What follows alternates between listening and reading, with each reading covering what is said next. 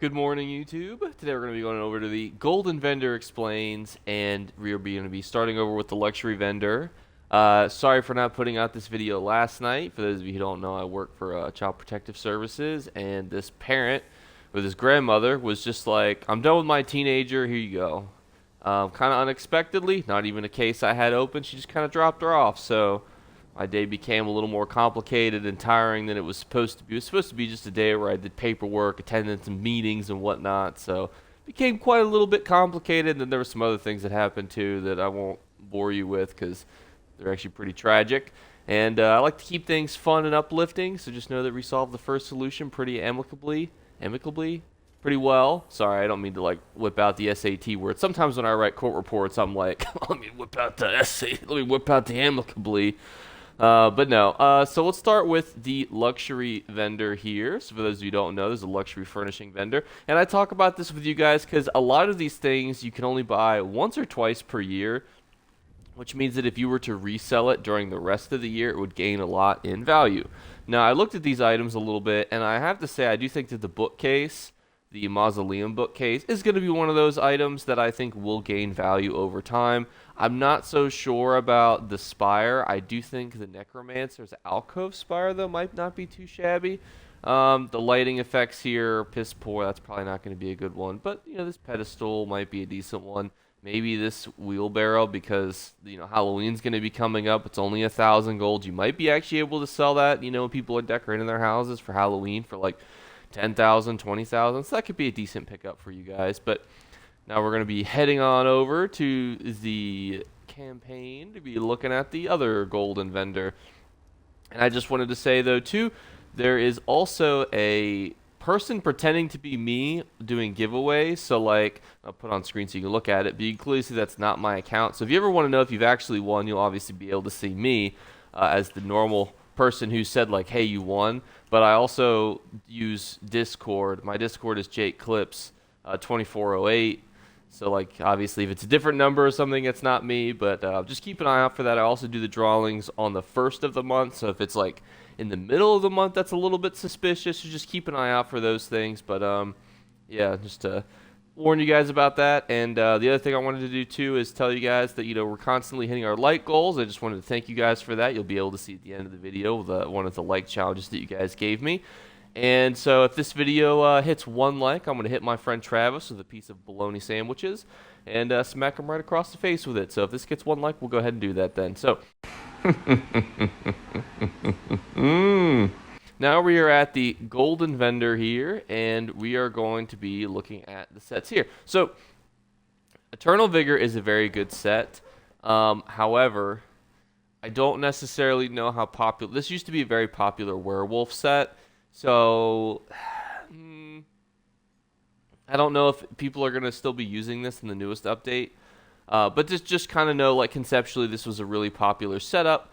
I would not buy this with gold. Whenever I show you guys a gold ring or a gold necklace, unless it's bound, like it's a dungeon set, I suggest that you look for it in Mournhold, Wayrest, or Elden Root, because you can usually find it cheaper there, because you got some little goofy goobers who what they're going to do is they're going to buy this with gold, or with AP, excuse me, and then try to sell it for gold, which will be less than that number there. So just keep that in mind.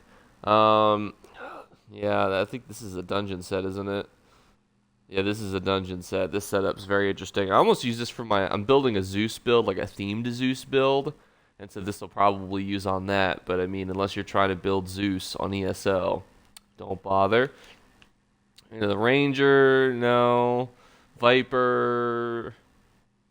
I mean, this is not horrible. I know. I think there are people that use this. Yeah, I actually have this.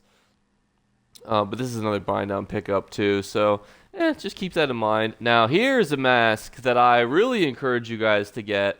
Not necessarily. So, there's 2 types of people, right, that play ESO. There are those who just do it as more of like a solo experience versus those who do like the social experience. Now, if you're a solo player watching this video, this is an amazing head that at some point, some build will ask you to use. I guarantee it. 100% guarantee it. This is one of the most popular monster sets for a bunch of different PvP activities.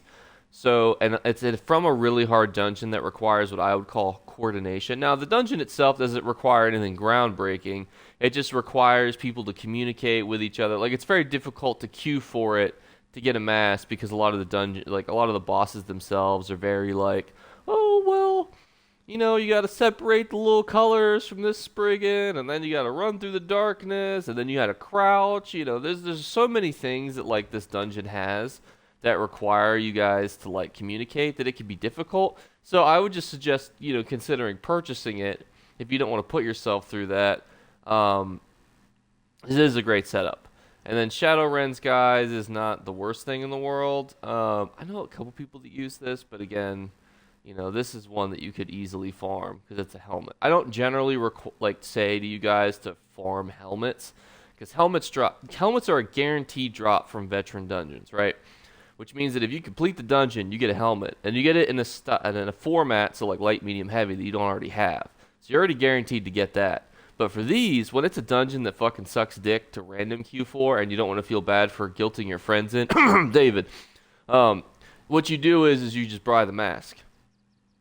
Although, Dave, you're welcome, because I did this with you. And if you guys need help doing dungeons on Xbox, or if you guys need help crafted gear on Xbox, you can always reach out to me. I can't promise that I'll help you because, you know, I'm not the greatest there ever was, but I do like to try to help. So I do what I can to help you guys. And with this next Mid-Year Mayhem event coming up, I was thinking about potentially putting out a video, like just a general build video, because a lot of you guys are going to be using 10 to 50 characters, and I had talked about that in the previous Mid-Year Mayhem video, and I didn't really expand upon that in this one just because this one was such a long video. Is already 14 minutes. So if you guys want general setups for 10 to 50 PvP, you know, I can definitely make like a video for that. But we are going to now go into the challenge for this week based on what you guys have suggested. All right. So your guys' suggestion for a challenge was basically to last as long as I could versus a guard. And we'll start this just so we could talk while this is going on. But I kind of wanted to show off why this is such a difficult challenge. Oh. You punch him and he's like, hey, you should turn yourself in there, pal. Let's talk about why this is difficult and how guards are actually set up. So guards are set up to do exponentially more damage as you kind of fight them, which is what makes them more and more difficult, you know, as you kind of go down the road, because they will hit me harder and harder. You can see they're whapping me through my shield already, and it does not reset. There's no reset counter. As long as they're in conflict with you, like, they're going to continue to just whop you harder and harder, which is what makes this difficult challenge, you know. And you guys are like, oh, can you last 15 minutes? The answer is no. Without running away and coming back, I would not be able to last 15 minutes. But what I wanted to do, though, is show off this challenge as like, hey, this is kind of like what happens. You can see he just hit me for half my health through a shield, through lightning form. And that's what makes this such a tricky, oh god, such a tricky challenge. Damn, Ember hates it when I die. RIP. Damn, Ember, how you gonna hate when I die? You're not gonna grieve over my loss? Nothing? Damn, how does she know that I resurrect myself? Damn, imagine dying and your companion just like, well, this fucking idiot. This is why I like Isabel. Fuck Ember. All the people, everyone loves Isabel. If you're a team Ember, get out of here. Everyone loves Isabel. Isabel would be crying over my death. She'd be mourning my death. You guys want to see Isabel? Look at Isabel here. Get out of here, Isabel. Let's take a look at your rapport. I know that look. Look at this. Isabel would be on the ground, hands and knees, sobbing if I was dead. So I just want to throw that out there where you guys are picking your weak companions here, and you're not picking the proper companion, which is Isabel. But that's going to wrap up the video. I do have a little special preview here for you guys now, but I'll catch you guys tomorrow.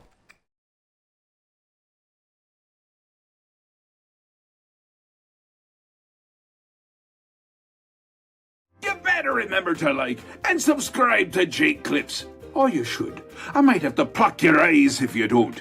Or, better yet, I'll skip rope with your entrails.